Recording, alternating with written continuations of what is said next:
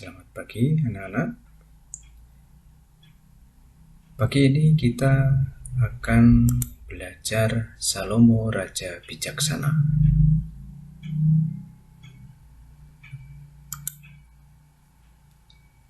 Tapi sebelum memulai belajar, mari kita berdoa terlebih dahulu. Dalam nama Bapa dan Putra dan Roh Kudus. Amin.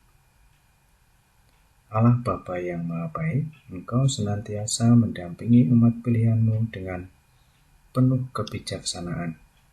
Pada kesempatan ini kami akan belajar mengenal kebijaksanaan-Mu lewat tokoh Salomo. Bantulah kami agar pengenalan akan tokoh Salomo membantu kami untuk semakin pandai memilih yang baik, sehingga kami tumbuh dan berkembang sesuai dengan rencana-Mu. Demi Kristus pengantara kami. Amin. Dalam nama Bapa dan Putra dan Roh Kudus. Amin. Salomo adalah Raja Israel yang ketiga yang memerintah selama 40 tahun.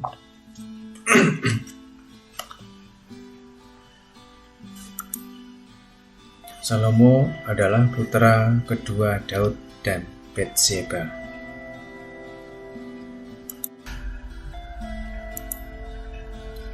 Salomo adalah Raja Israel ketiga yang memerintah selama 40 tahun.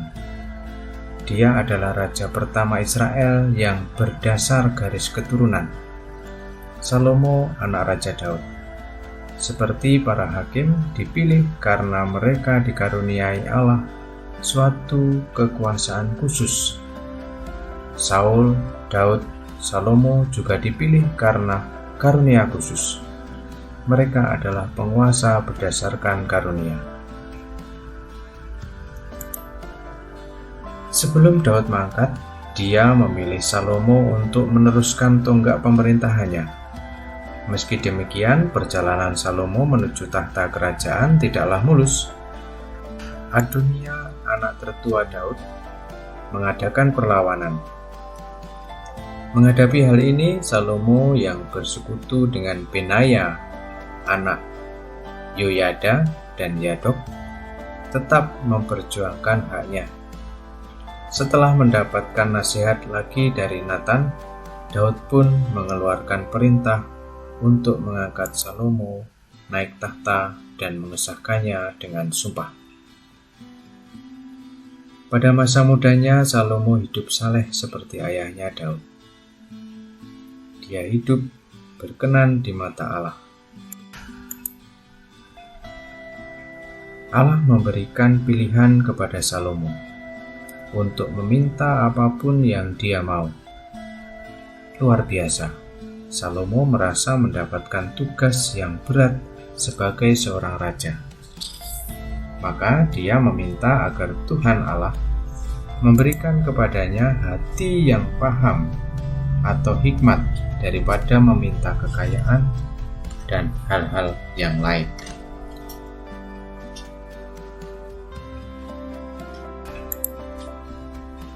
Allah memberikan apa yang Salomo minta, maka dia bisa memerintah bangsa Israel yang besar dengan arif, adil, dan bijaksana.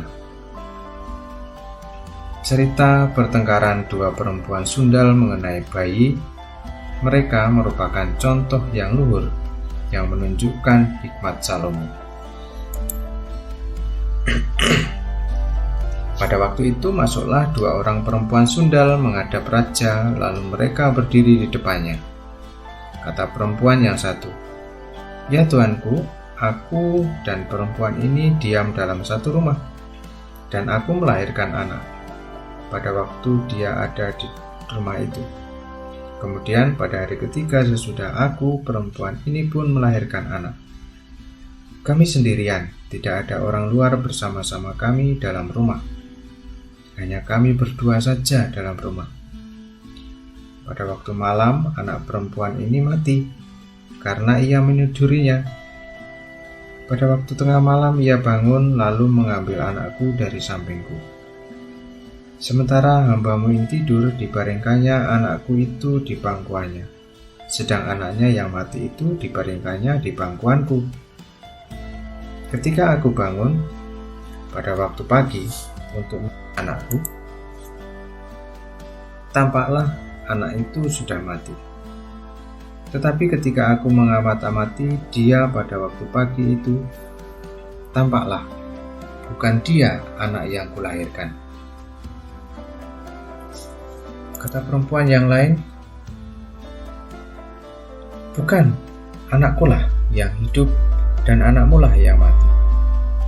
Tetapi perempuan yang pertama berkata pula, bukan, anakmulah yang mati dan anakkulah yang hidup. Begitulah mereka bertengkar di depan raja. Lalu berkatalah raja, yang seorang berkata, akulah, anakkulah yang hidup ini dan anakmulah yang mati. Yang lain berkata, bukan, anakmulah yang mati dan anakkulah yang hidup. Sesudah itu raja berkata, ambilkan aku pedang. Lalu dibawalah pedang ke depan raja. Kata raja, penggalah anak yang hidup itu menjadi 2, dan berikanlah setengah kepada yang satu, dan yang setengah lagi kepada yang lain. Kata perempuan yang empunya anak yang hidup itu kepada raja, sebab timbullah belas kasihnya terhadap anak itu, katanya, ya Tuanku, berikanlah kepadanya bayi yang hidup itu. Jangan sekali-sekali membunuh dia. Tetapi yang lain itu berkata, supaya jangan untukku ataupun untukmu, penggalah. Tetapi raja menjawab katanya, berikanlah kepadanya bayi yang hidup itu. Sekali-sekali membunuh dia. Dia itulah ibunya. Ketika seluruh orang Israel mendengar keputusan hukum yang diberikan raja, maka takutlah mereka kepada raja. Sebab mereka melihat bahwa hikmat dari Allah ada dalam hatinya untuk melakukan keadilan.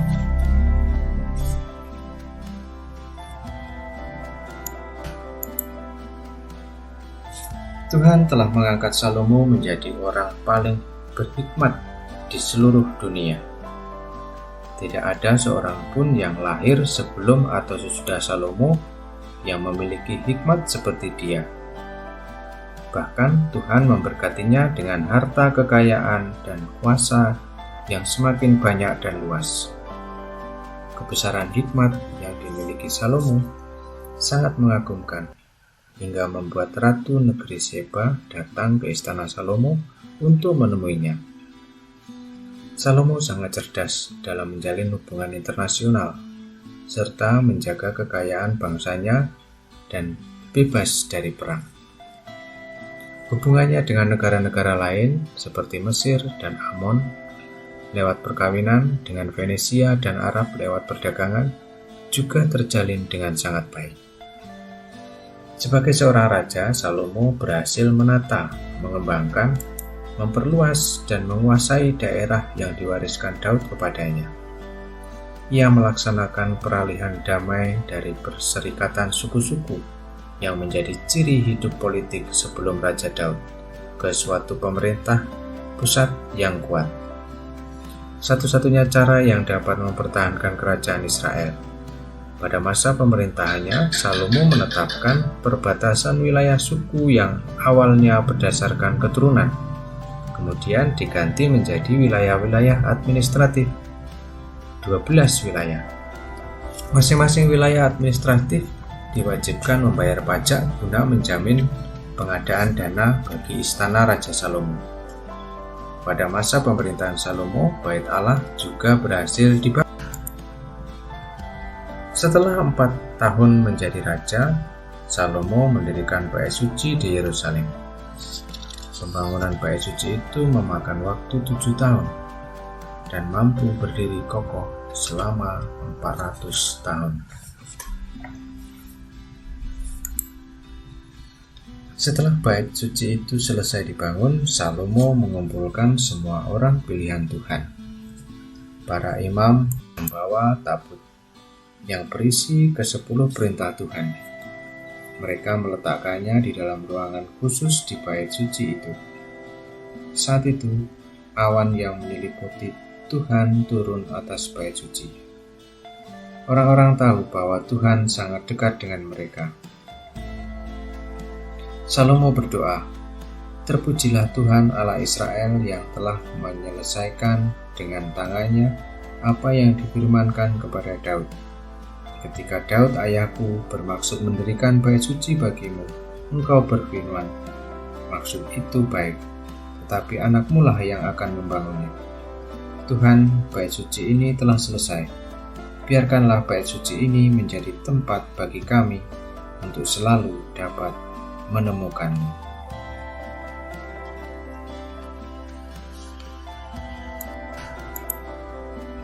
Bukit Gibeon merupakan tempat persembahan terbesar. Di bukit itu, Salomo memohon kepada Tuhan, minta hati yang paham menimbang perkara untuk menghakimi umatmu dengan dapat membedakan antara yang baik dan yang jahat. Sebab siapakah yang sanggup menghakimi umatmu yang sangat besar ini? Raja Salomo meminta kepada Tuhan hati yang bijaksana. Ia menyadari bahwa ia masih muda dan harus berhadapan dengan banyak perkara dari rakyatnya. Maka ia tidak meminta kemuliaan dan kekayaan.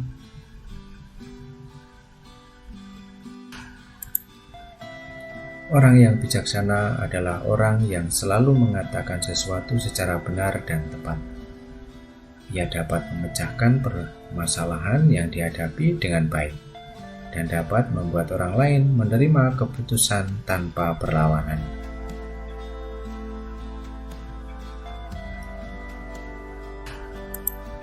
Sekarang jawablah pertanyaan di bawah ini.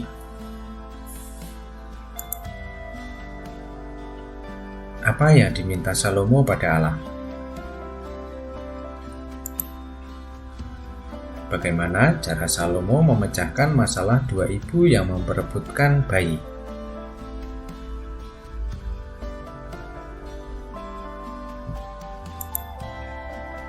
Jelaskan bagaimana orang bisa disebut bijaksana.